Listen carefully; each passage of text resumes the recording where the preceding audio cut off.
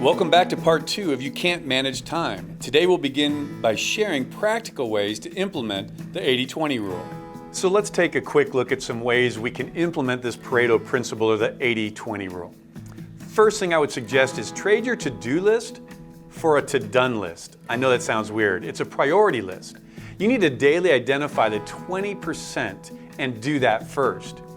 To-do lists quickly become distractions and we become driven by how many things we can check off the list, right? So some of us love to see all those boxes checked. Success is the number of boxes checked, but is it really?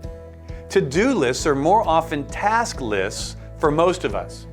You know, a study done by I Done This shows that 41% of items on a to-do list never get accomplished.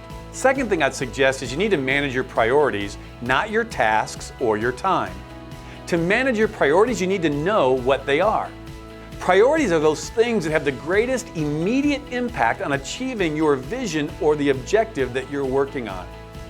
Priorities are those things that move the needle of productivity forward. Once you list your priorities, then, are you ready? Prioritize your priorities. I know that sounds crazy.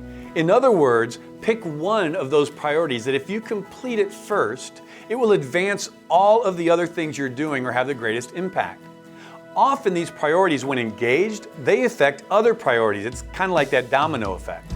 And remember, we cannot manage time or tasks. The reality is time spent can never be reclaimed. We've bought the lie that says we can manage time. We can't. We all have the same amount of time. No matter how hard we try to find more time or to make more time, the time that we have is all we have.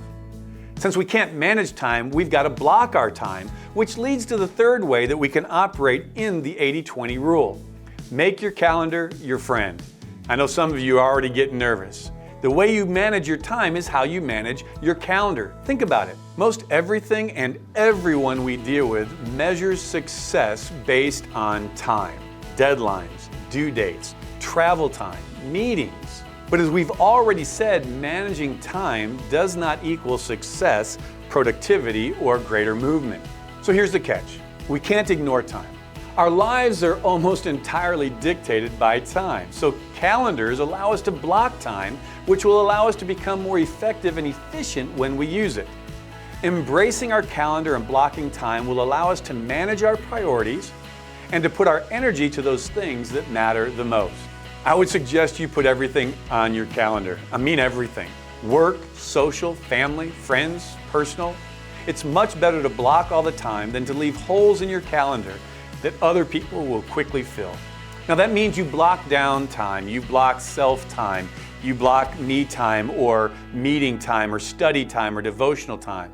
It's so much easier to change the block time than to try to drop a block in the middle of the workday. One last thought when it comes to embracing your calendar and blocking your time. When an event is consistently scheduled on our calendars, it's much more likely to transform into an unconscious habit, a way of life. Calendar blocking is critical to success. Be sure to join us next week as we wrap up how to move from managing time to managing priorities using the 80-20 rule.